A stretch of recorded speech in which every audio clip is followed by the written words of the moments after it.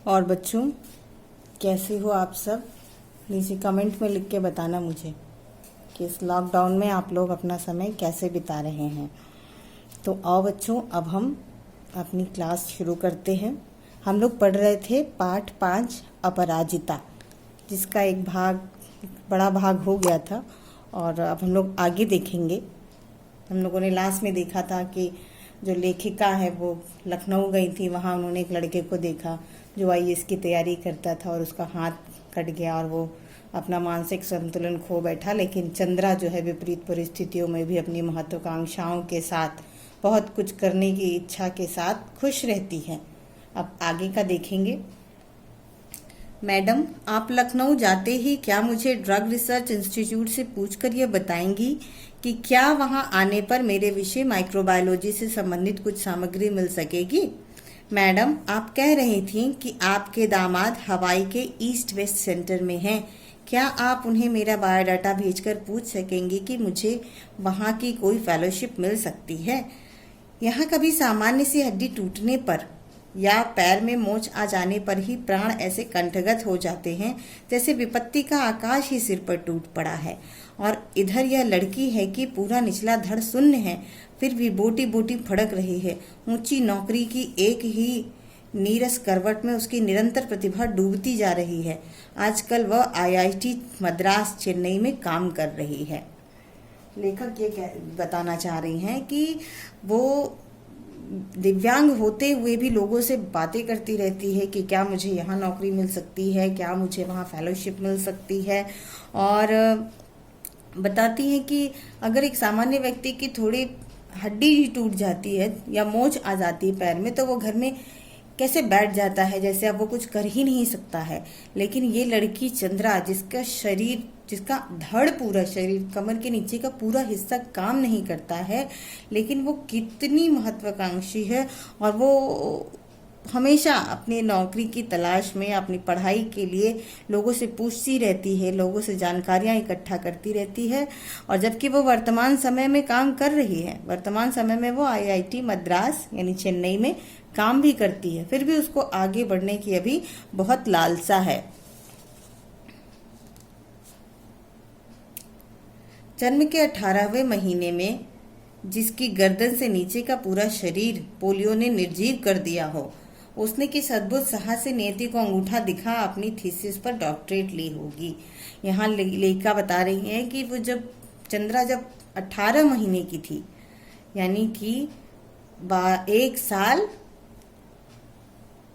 6 महीने यानी 1.5 साल की जब थी, तब उन्हें पोलियो हो गया था और पोलियो ने उनके धड़ को निष्प्राण कर दिया था। उनके जो कमर के नीचे का हिस्सा था वो बिल्कुल हिल डुल नहीं सकता था उनकी इच्छा से। तो वही बता रही हैं कि ऐसी लड़की ने कितनी मेहनत की होगी, उसने कैसे कैसे पढ़ाई की होगी और उसने डॉक्टरेट की डिग्री भी हासिल कर ली। मैडम, मैं चाहती हूँ कि कोई मुझे सामान्य सा सहारा भी ना दे। आप तो देखती हैं मेरी माँ को मेरी कार चलानी पड़ती है। मैंने इसी से एक ऐसी कार का नक्शा बना कर दिया है जिससे मैं अपने पैरों के निर्जीव अस्तित्व को भी सजीव बना दूं। यह देखिए, मैंने अपनी प्रयोगशाला में अपना संचालन कैसा सुगम बना लिया है। मैं अपना सारा काम अब स्वयं निपटा लेती हूँ।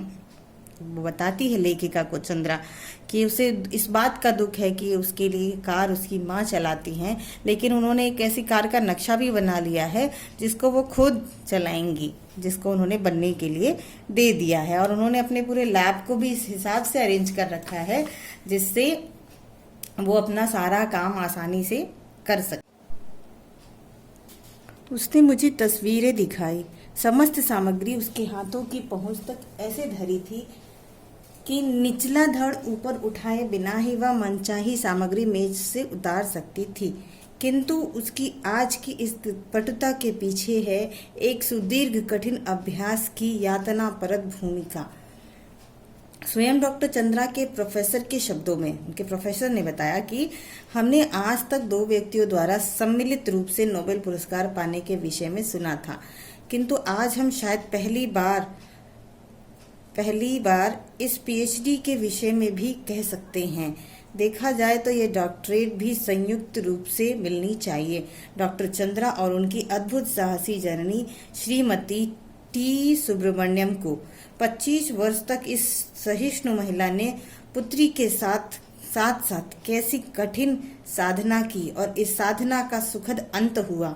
1976 में जब चंद्रा को डॉक्टरेट मिली माइक्रोबायोलॉजी में, अपंगी स्त्री पुरुषों में, इस विषय में डॉक्टरेट पाने वाली डॉक्टर चंद्रा प्रथम भारतीय हैं। अपंग जो दिव्यांग लोग होते हैं उसमें डॉक्टर चंद्रा को माइक्रोबायोलॉजी में सबसे पहली बार डॉक्टरेट मिली। यहाँ पे लेखा कह रही हैं कि उनके जो प्रोफेसर थे जिनके अंडर में वो काम कर रही थी, उन्होंने कहा कि संयुक्त रूप से लोगों को, वैज्ञानिकों को, डॉक्टरों को देखा है नोबेल पुरस्कार मिलते हुए, लेकिन शायद ये पहली बार हो कि किसी माँ को उसकी बेटी के साथ काम करने के लिए संयुक्त रूप से कोई पुरस्कार दिया जाना चाहिए। तो बच्चों, आज की क्लास यहीं ख़त्म होती है। Stay home, stay safe. Thank you.